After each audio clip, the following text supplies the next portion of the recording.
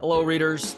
Henry Sanderson is a journalist who has covered commodities and mining for the Financial Times and is the China correspondent for Bloomberg, during which he also authored a book on the international impact of China's state capitalism called China's Superbank.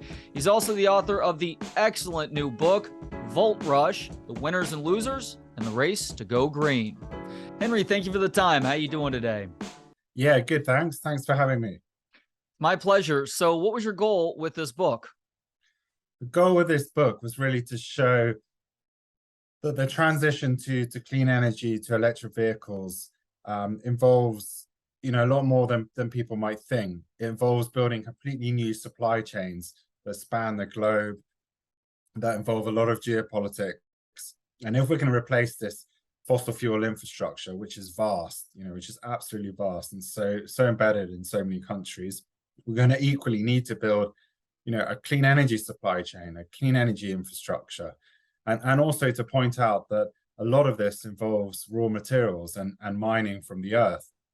Yes, we might, it's a good news that we don't need oil. We, might not need so much oil and coal, which, obviously just burnt off, producing pollution, but we will also need lots of minerals to build these batteries, to build the clean energy infrastructure. And when we're in this period of exponential demand increase, when this transition is happening quite quickly now, we're going to need a lot of these minerals, and we're going to need them quite quickly. So this is the point of my book, to be, I have an electric car. As a new electric car owner, I sort of, fascinated by the story behind the vehicle that I sit in, that I drive, right? And it says a lot about geopolitics and where we're going. Yeah, and you really focus on 4 different materials: lithium, cobalt, copper, and nickel. We will certainly get to each of those, the paths that they take to get to the batteries that power our phones, our computers, our electric vehicles as well, and also who really owns a majority of those various markets. Spoiler alert, it's pretty much one country. First, though, you did look at the history of electric vehicles. The first electric vehicles, interestingly, appeared in the late 1800s and early 1900s as various industries were trying to power these motorized vehicles through different means. I think you even said at the late 1800s, electric was the most popular mode of powering these new motorized vehicles. Even the great Thomas Edison was putting his mind and that of his brightest employees in trying to figure out how to make the right electric vehicle. So ultimately, why did electric vehicles not catch on at this time? Yeah, it's a really fascinating period of history, because you had these different vehicles jostling for market share. You had the steam vehicles, you had the electric vehicles, you had the internal combustion engine, and even Henry Ford's wife, she drove a Detroit electric vehicle. Actually, the early internal combustion engines weren't that popular, because you had a crankshaft you had to turn. So there was a really interesting moment where even you could see that EVs could be used for certain use cases, such as inner city, such as taxi cabs, and perhaps internal combustion for longer use cases. But then what happened was internal combustion just swept all before it, and the rest is history.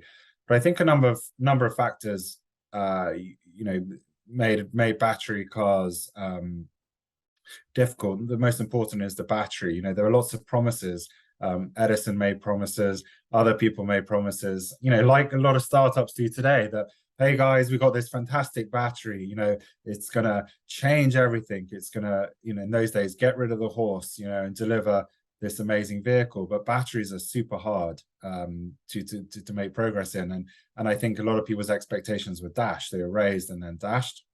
And then also the charging infrastructure wasn't as widespread as even steam. You could fill up in more places, and petrol and gasoline you could as well. So yeah, there are the number of factors, but it was a really interesting period of time.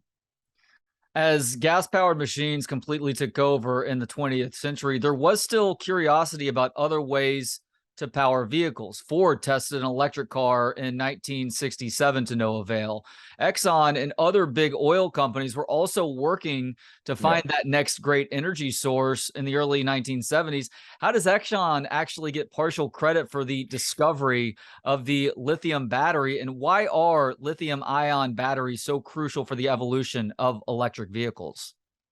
Yeah, so it's interesting when you look back, because in the 70s, it was an oil crisis, very much like now we're in this energy crisis. The 70s was an oil crisis. OPEC was formed, etc. And the Western world really was shocked by that and looked for ways to move to clean energy.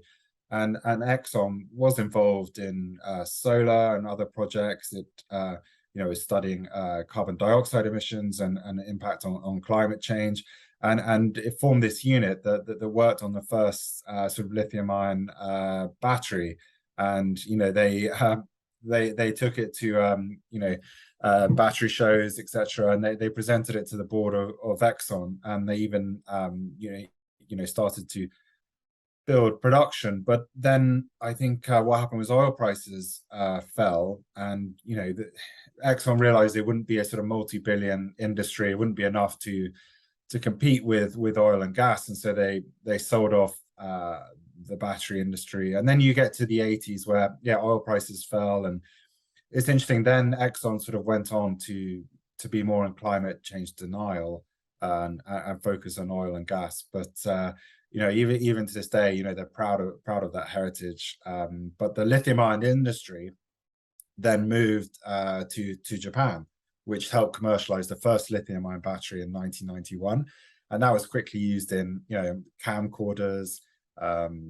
Portable electronics started coming out at that time, then smartphones and MP3 players, and then the industry moved from Japan to China. And it's this interesting development. But I think the lithium-ion battery, it came out of research in Oxford, actually, in the UK. And I think it is one of those really critical enabling technologies. And the pioneers did win a Nobel Prize in chemistry for that, because it allowed all this portable, electric devices, right, and smartphones that we rely on. And it's also enabling EVs. So it really is a critical, what they call platform technology, enabling technology. And they've become so good enough that electric vehicles with lithium-ion batteries today can serve, I believe, most use cases for most of us, right? Most of us don't drive huge distances, especially if you live in a city. You're not driving 500 miles to see your friend, right? Very rare. So they've really improved. The cost has come down. So to solve climate change, we just need to massively scale up the technology that we have existing.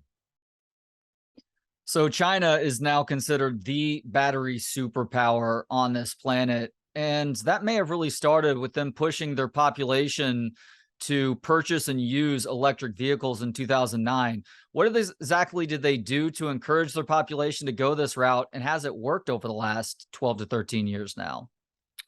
Yeah, so it was interesting because the financial crisis, both the US and China did see it as an opportunity to stimulate clean energy technologies, to stimulate that part of the economy.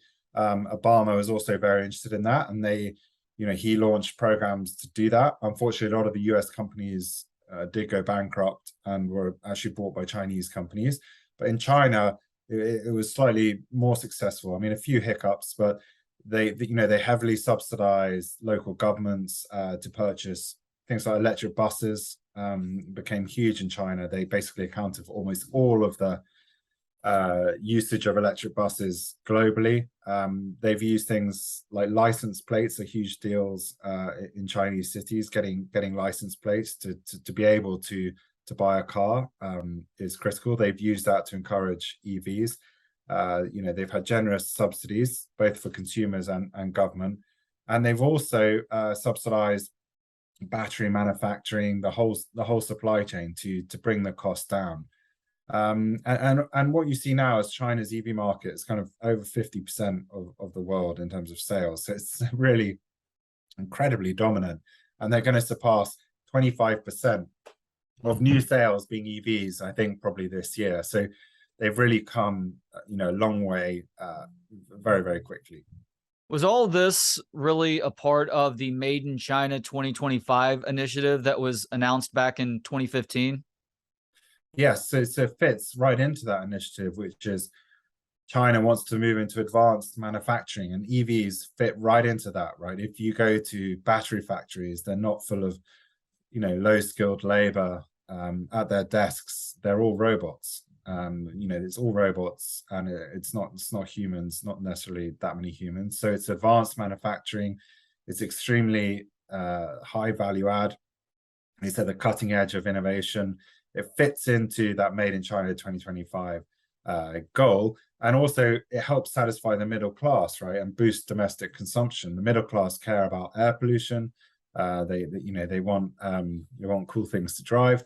So it satisfies a lot of China's strategic aims. It reduces reliance on oil imports. It boosts that high value add manufacturing. It helps reduce air pollution, which was threatening to cause social unrest in China. So yeah, it fits bang right into, I think, what Xi Jinping wants.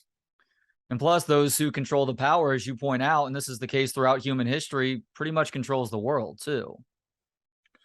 Yeah, I think we're getting to a stage where Western countries, to decarbonize, to move away from fossil fuels in the near term, are going to have to rely on China. And if they don't want to rely on China, they're really going to have to launch massive, Marshall Plans styles, stimulus and subsidies to build out manufacturing and do it quite quickly. And we've seen that with the Inflation Reduction Act that the President Biden has signed. It's really a step to compete with China. That's what the kind of thing we're going to see more of. Even still, it's like watching a race. If one competitor gets a 10-yard head start on everybody else, the likelihood that they win that 100-yard race goes up exponentially. China is at least 10 yards ahead right now, if not maybe a little bit more than that. All right, we are going to get into some of those materials now, some of those 4 materials, starting with lithium. Interesting side note on lithium, I did not know until reading this book. Lithium pretty much is to 7-Up what cocaine was to Coca-Cola back in the day. It was found in 7-Up around the turn of the 20th century. Thank you for that factoid. Now, China doesn't actually mine much lithium within its borders, Henry. So why are we completely reliant on them for batteries? Yeah, so it is interesting. You're right that China is not blessed with huge amounts of economic deposits of lithium. So a lot of the biggest producer of lithium is Australia, followed by Chile. But what happens is after that lithium is dug up, let's say in Australia in a mine, almost all of it is shipped to China to be processed into the type of high purity lithium chemical that you can use in an electric vehicle battery. These batteries are, high voltage. They can catch fire, right? So you need to use high quality, high purity chemicals in these batteries. So even though China is not digging up a lot of this lithium, it processes such a huge portion. So I like to think of it as like the central clearinghouse, right? These materials are dug up and they're all sent on ships to China, where then the material gets processed, it enters battery, and then that's the supply chain. The bulk of that supply chain's in China, and then it might come out again to electric vehicle in Europe and the US. So yeah, this is the way, if you think about the way global supply chains work, it's like these countries are digging up the raw materials and sending them to China. China's like like it was historically, the Middle Kingdom, the center of this supply chain. I think you said China produces 80% of mined lithium, whereas the US, it produces 1%. So the gap is obviously pretty wide there. Yeah, that's right. So, what we could see going forward, and I think what Biden and others want, is Australia is obviously an ally. There's no reason why lithium from Australia can't be sent to be processed in North America or in Europe. And I think that's one thing that's got to happen. It's going to happen. I mean, there's news recently about Tesla wanting to build a lithium refinery in the Gulf of Texas. So that's the kind of thing I think the West needs to do more of. So, as I said, China's not hugely dominant in the mining of these materials. So the West can catch up by building these other stages of the supply chain. So you just did mention Chile rather briefly a couple answers ago. What makes the Atacama Desert in Chile such an idyllic spot to collect raw lithium? Yeah, it's it's one of the driest deserts, and it's so advantageous for lithium because they evaporate the brine using the sun. So your energy source is the sun, which is free. So you're not using, gas or oil or electricity. You use the sun to evaporate this brine in huge pools in the desert.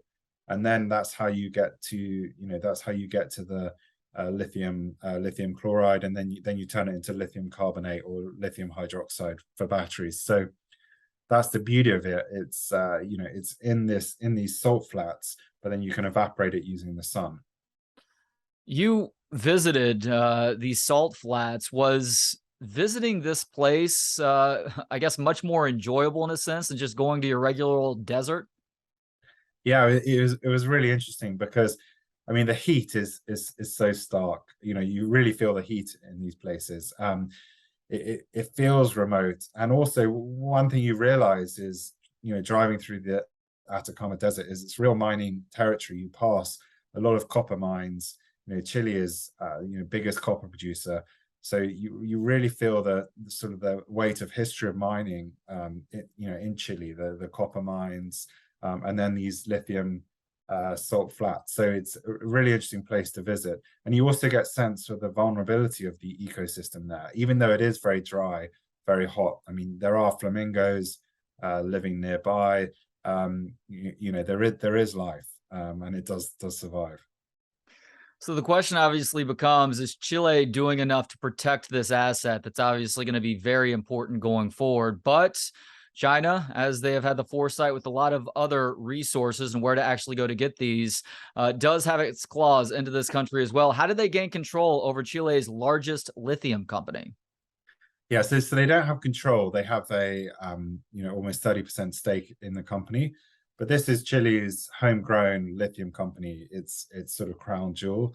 It has an interesting history because it was for many years it was run by the son-in-law of Pinochet, who's obviously to this day a controversial figure in Chile, former dictator, very right wing.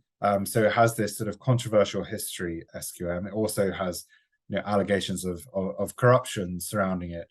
But China's a Chinese lithium company made a very bold attempt to buy a stake in this Chilean lithium company at the sort of height of the markets. They paid a lot of money for a stake in this lithium company, and while they don't control it, they have a stake, they have seats on the board, and who knows what the long-term game of this investment is. But as you said, lithium in Chile is the lowest cost production in the world.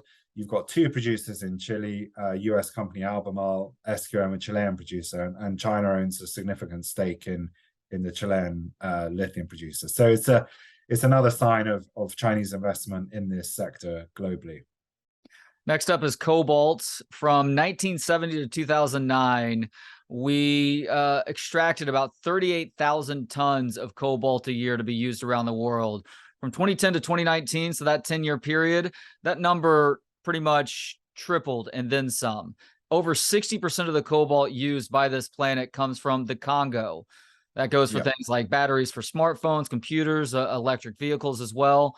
Glencore is an example of a fossil fuels company making the transition to green energy source supplies. Glencore actually operates some of the most lucrative cobalt mines in the Congo. How messy is Glencore's history of establishing itself in the Congo, Henry?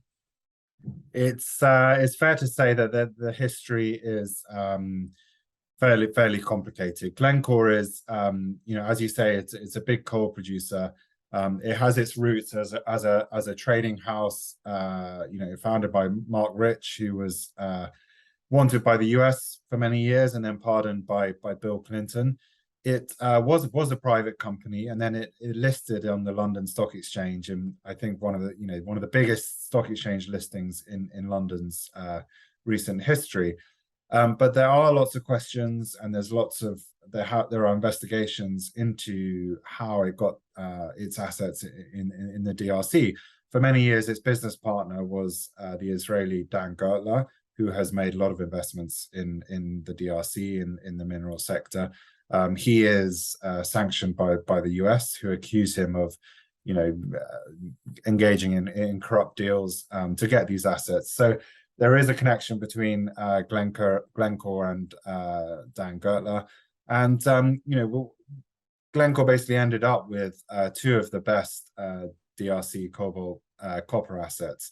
As a result, they are the biggest cobalt producer, and so therefore they're really set to benefit from cobalt use in batteries. And it's a fascinating company because they kept their coal, they're still producing coal, yet they also produce the cobalt nickel that end up in your batteries. And Tesla signed a deal with them to buy cobalt from the Congo. So there's a direct link from Glencore into the electric vehicle you may see on your street or buy for your garage. So it's a really interesting player that we're gonna need Glencore. These are kind of companies and billionaires that we are dealing with in this clean energy transition. And is Glencore a Chinese company? And if not, what is their connection to China? Because China processes 90% of the Congo's cobalt. Yeah, they're not a Chinese company, but you're right.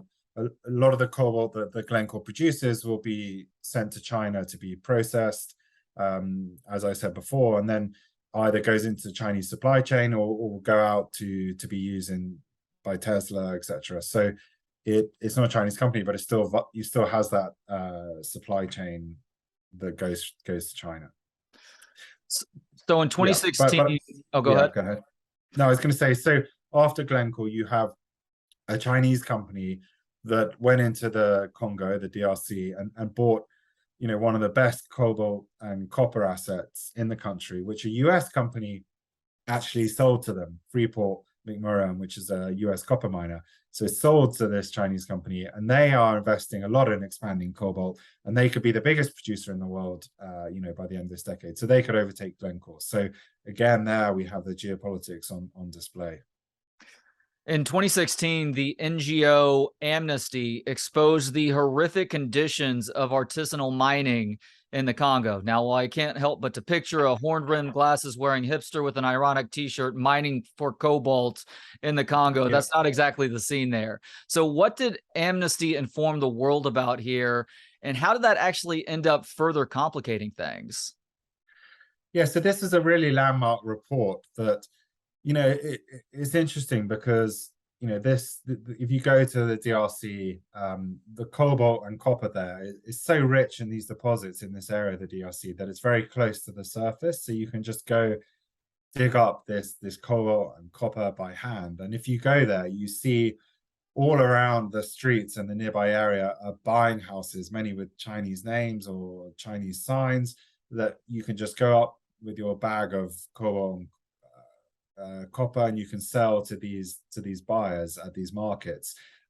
So this had existed for quite a few years. That cobalt was going into our smartphones, but the Amnesty report, I think, was so shocking because the electric vehicle is supposed to be a green product, right? It's supposed to be a clean green product. Yet this cobalt was also ending up in electric vehicles, and they really laid bare the extent of child labor involved in this industry. These people go out to mine without any protection. Often they dig deep tunnels. They can cave in, and it's really a bit of a mess, and killing people as well. So that report was the first to sort of really resonate because it happened just as electric vehicles were starting to pick up steam, and I think it shocked a lot of people. And the initial reaction was that I think a lot of car companies just wanted nothing to do with the DRC, and it was their nightmare to wake up and find themselves linked to child labor in the Congo. And I think that also led to efforts perhaps to reduce the use of cobalt in the battery. But then I think people and NGOs and others, said, well, the best thing is just not to, flee the DRC, just to either pretend it doesn't exist or just to ignore it entirely, because we need the cobalt from the DRC. They produce 70% right now, and they're gonna have a dominant share this decade. So then I think it became more about engagement. What can we do to improve the conditions on the ground? how can we work with the government to improve conditions on the ground? It's a very, very tricky thing, not easy to do, but there is more effort now in trying to, can you give them safety equipment? Can you set up these protected areas where they can mine, and there's some sort of monitoring of accidents and deaths, and you could try to improve the situation, because you still want them to have their livelihood. Still, there aren't that many other job opportunities around. So I think it sort of shifted after that initial reaction. But still, what I think, we still don't have a situation where a car maker, a Tesla or someone else is willing to say, I will source from these individual miners. I've sorted out their safety equipment, protected area, and I'm willing to source from that. We still don't see that happening. So probably a lot of this cobalt still goes to China, and we don't know necessarily what happens to it. Do you have any hope that that will happen in the near future?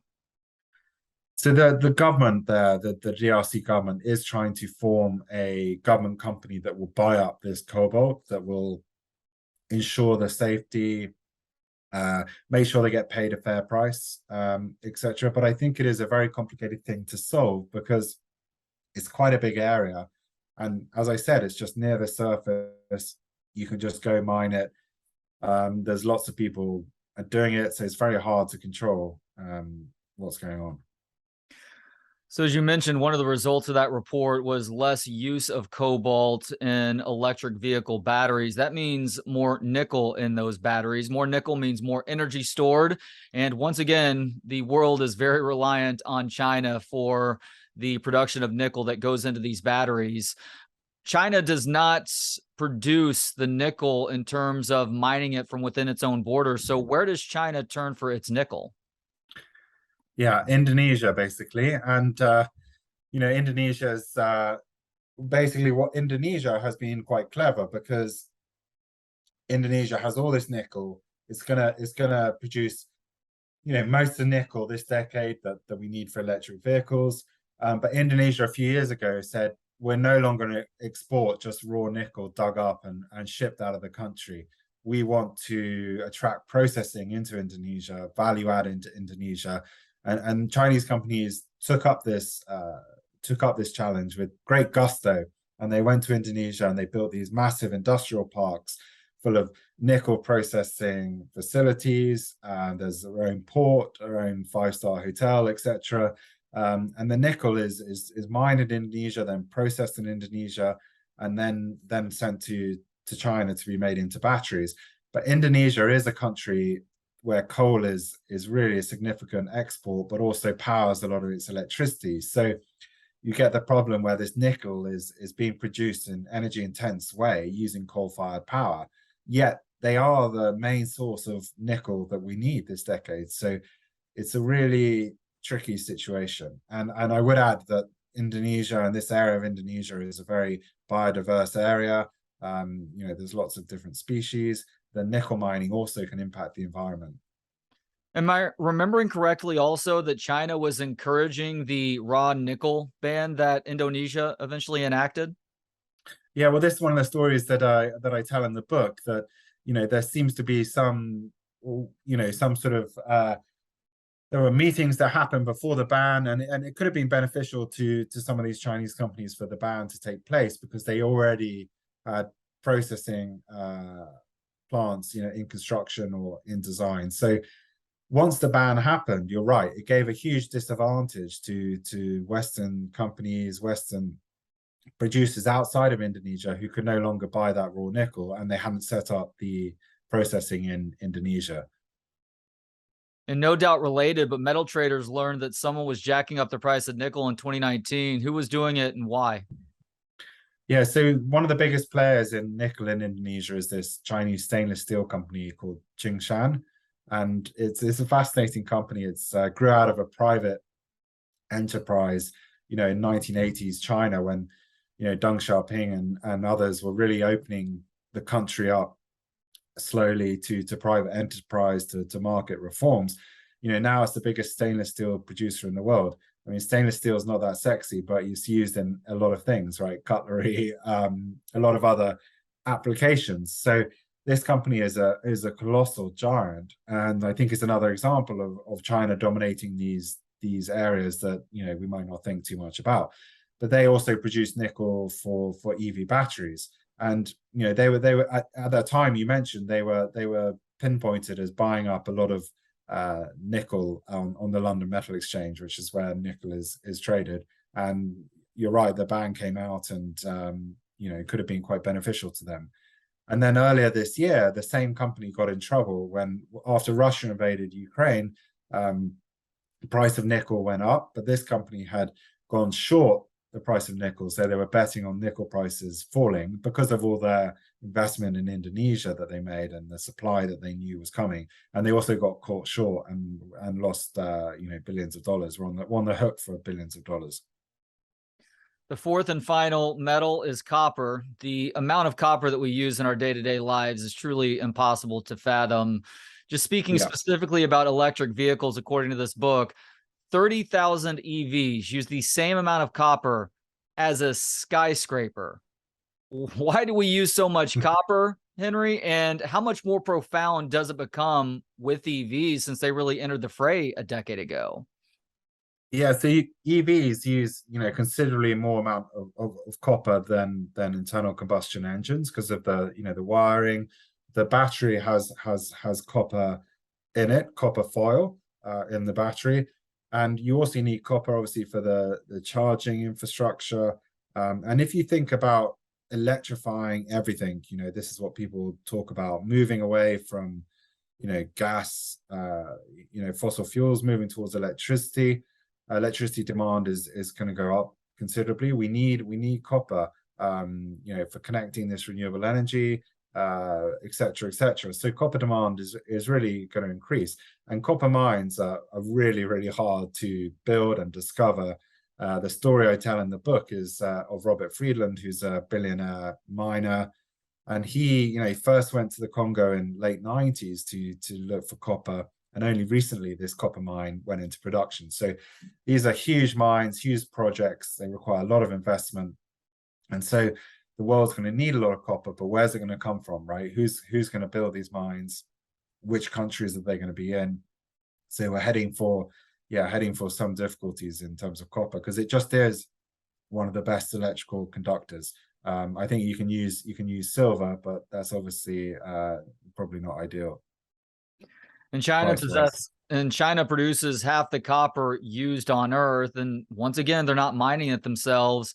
It's hard not to wonder if there isn't a connection between the Belt and Road Initiative that was announced a little bit less than a decade ago and what China has been doing in terms of harvesting resources for the sake of making everybody else that much more reliant on these materials that we need for our various technologies. Do those two things go hand in hand in your mind, as somebody who has not only looked closely at the EV industry, but also someone who has studied China for as long as you have? Yeah, I think they do. I mean, the Belt and Road is quite vague in terms of details, and you know, it's one of those Communist Party slogans that get attached to a lot of things, and you see a lot of companies saying, "Oh, you know, this is part of the Belt and Road Initiative because, you know, they want to curry political favor," or that's the slogan of the day. But saying that, you're right. Belt and Road Initiative, you know, has included copper in Kazakhstan. You know, Latin America, a lot of countries have signed up to Belt and Road Initiative. You know, Argentina just signed up this year. Chile, big copper producer, obviously. So there is a connection in the sense that the whole aim of the Belt and Road Initiative is to, you know, encourage Chinese investment in infrastructure, in energy, etc., and knit these countries closer to a China-led, you know, global order or global system. But I do think we have to be careful because it does seem that it's quite vague in terms of what it's trying to achieve. But there definitely is a connection. And just in terms of, yes, it does look like the world is becoming more dependent on China, and China in some senses you know, may becoming less dependent on the rest of the world, right? And that's the vision where they want to rely more on domestic consumption, more on you know, more on what they produce themselves. But I would say that in saying that, as you pointed out, China is reliant on raw materials from other countries. It's reliant on oil and gas from other countries. So we may rely on China for a lot of these technologies in clean energy, but they also rely on other countries for the raw materials. And that's why you've seen a lot of this Chinese investment into raw materials, into Africa, into Latin America. It's because this is a strategic vulnerability for them, and they want to make sure they have access to the raw materials. China is not the kind of place that just sits back and says, "Oh, we'll buy it from the free market." They want to make sure they have secure supplies. Yeah, the aggressor usually wins in a situation like that. Now, your book, Volt Rush, also explores deep sea mining for a lot of these same materials.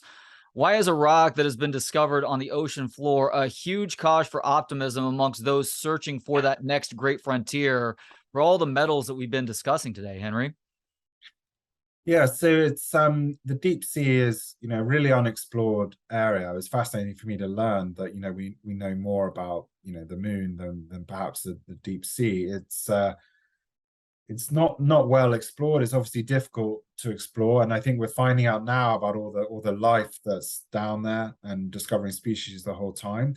But on the bottom of the deep sea, you do have these polymetallic nodules, they're called, which sort of potato-sized rocks formed over millions of years that actually contain manganese and nickel and cobalt, and so they're all the sort of minerals that we need for batteries. So it does seem extraordinary that you have these rocks lying on the bottom of the deep sea, that if you could harvest them and process them, they could help satisfy this demand. But the controversy is, what are we setting off if we go down this path, right? Are we going to set off a new scramble for resources at the bottom of the deep sea? What kind of regulations do we need in place to make sure it's not disruptive? And having destroyed so much of the environment on land, are we willing to destroy some of this delicate ecosystem in the deep sea that we're only discovering about now? So all of these questions are yet to be completely answered. And it's fascinating because the body that is deciding all of this is this body called the International Seabed Authority, based in Kingston, Jamaica. It's a UN body. And you have that sounds like an organization in a James Bond movie. Precisely, yeah, precisely. It has that feeling about it. And it is a bit opaque, and they have these meetings. They obviously got over 100 countries there, and they all have to agree on how the deep sea is going to be mined, what sort of regulations are going to be in place, what sort of royalties, taxes, etc. are going to be paid. And they also have commercial companies pushing for them to get these regulations signed, because these companies obviously have investors, etc. They want to get going. So I do think it will happen at some point, but I don't know when, and I don't know what the regulations are going to look like, whether it's going to be economic when it happens. Have any of the environmental horrors of deep sea mining been realized yet, even if we are still really at the start of this activity? No, to be honest, it's more the research, as far as I understand, R&D stage, experimental stage, that hasn't really started at any sort of industrial level yet. So research is being carried out, but we haven't seen any sort of industrial size facilities yet. And one interesting side note, how has the CIA actually been involved in deep sea mining over time? Yeah, so it's interesting because the CIA was involved. It used one of these deep sea mining ships under the guise of deep sea mining to recover a Soviet submarine, back in the Cold War. And it was actually a ship that went on to do deep sea mining expeditions. So it's sort of interesting history and subterfuge that went on then. So you finish your book with the obvious question, the question that I think this entire book is building to, and that is, what can we possibly do? Because obviously on their surface, electric vehicles are a better idea than gas-powered vehicles. So what can you do? And you explore various possibilities, including not just recycling, but reusing. Why is reusing a potential major answer here? Yeah, so I think you're right. Those two things are going to be key. Recycling is really key, right? Why why waste materials? Why not reuse them? It's not going to solve all our problems, and especially in this initial stage where demand is increasing, EV sales are increasing, you know, those batteries are going to last a long time in vehicles, you know, 15 more years. So we're not going to see a lot of those batteries come back for recycling for quite a long time. But you can imagine by mid-century or 2040 plus that recycling is going to provide quite a significant input. And as always, when prices are high, when the incentives there, you know, people can get material from waste material, etc., to recycle. So recycling is key. It's much more environmentally friendly. It just makes sense on so many levels.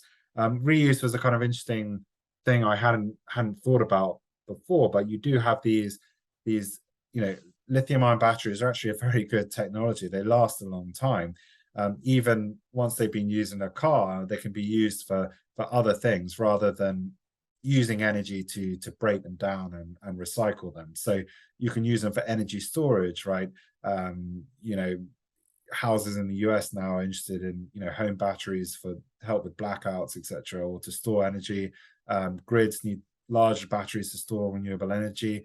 They can be used in that, or you can even fit them to older vehicles, right? You just take out the engine and replace them with lithium-ion batteries. So there are sort of two options. You don't always need to recycle because the recycling does take energy, you know, does create carbon emissions, or you can reuse them until they finally die, and then they can be recycled. So yeah, there's a couple of ways to just, you know, it's the same with energy at the moment with this gas crisis in Europe. You know, we can use resources more efficiently. We can use energy more efficiently. I think at the moment we waste quite a lot of resources and we waste quite a lot of energy. And, you know, that's the kind of thing we need to improve on. So you also have a chapter titled The World's Greenest Battery. What does the world's greenest battery consist of, and just how realistic that it can be made on a mass scale? Yeah, so what we're saying is, you know, renewable energy, solar and wind, is so important, not just to decarbonize the grid, right? The power that's coming to you and I's houses, but it's important for industry because what we're going to see is industry shift to areas that have clean energy, and making batteries is incredibly energy intense. And if, as in the past, it's been done using coal-fired power in some areas of China, that is not good, right? Because we're trying to reduce every ton of carbon that we emit, right? So that we get to net zero, where we're not emitting more than we're taking out. So you know, battery production needs to use clean energy. And the story I tell is a company in Sweden, which has lots of hydropower, and they set up a battery company from scratch to produce European batteries using clean energy, using recycled materials. And that's the way they say they're going to create a greener battery. And it's true. And we're seeing now companies in China shift to areas where there is hydropower in China, where there is clean energy. So they're doing that too. And then we see places like Quebec in Canada, which has huge hydropower.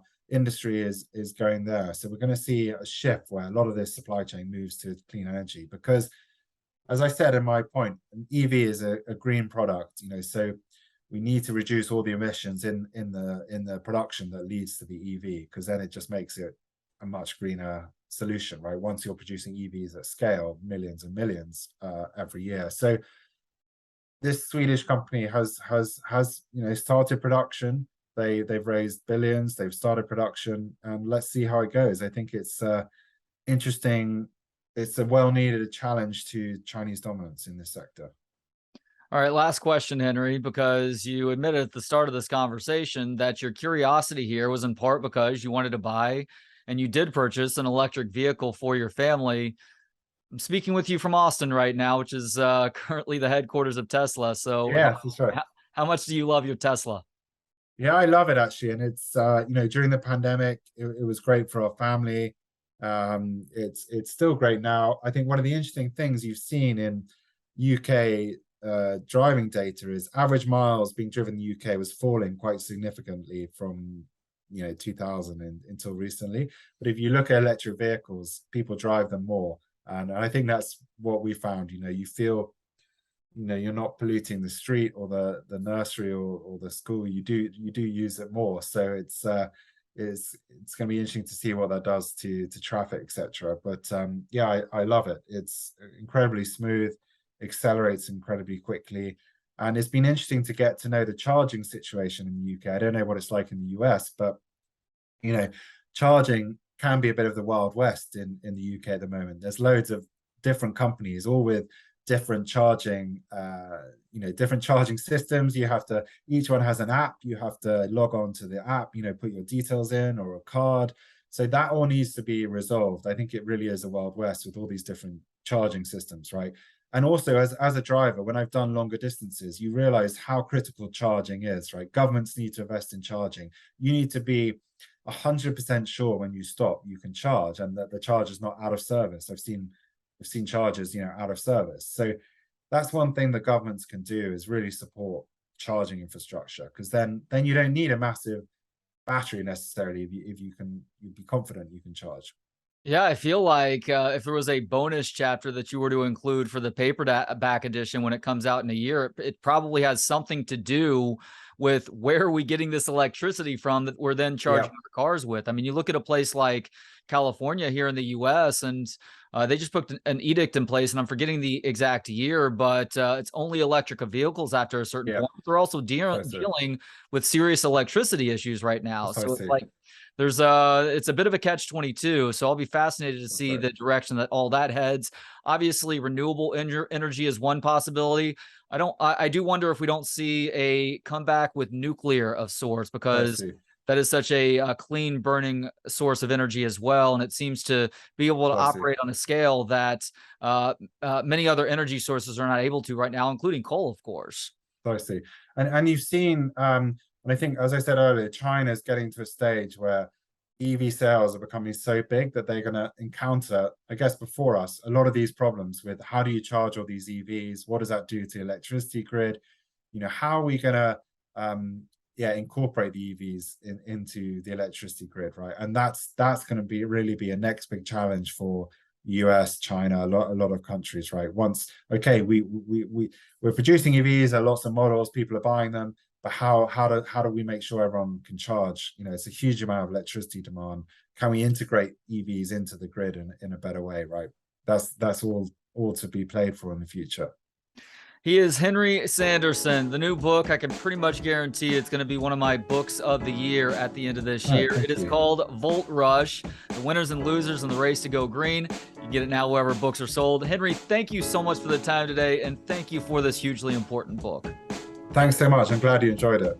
Thanks to Gentleman Jesus for the intro and outro music. Hear more of his work at gentlemanjesus.com. Thanks to Joshua Bates for the video editing. If you have any video editing needs, hit him up on Instagram at Forger Digital. Thanks as always to you for checking us out. You can watch, listen, learn, and connect for free at booksonpod.com. For Books on Pod, I'm Trey Elling. Good day.